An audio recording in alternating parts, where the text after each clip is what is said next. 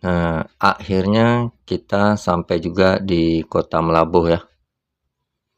Nah, yang di sebelah kiri kita ini adalah Rumah Sakit Umum Cut Nyak Kota Melabuh. Nah, Kota Melabuh ini sendiri merupakan ibu kota dari Kabupaten Aceh Barat ya.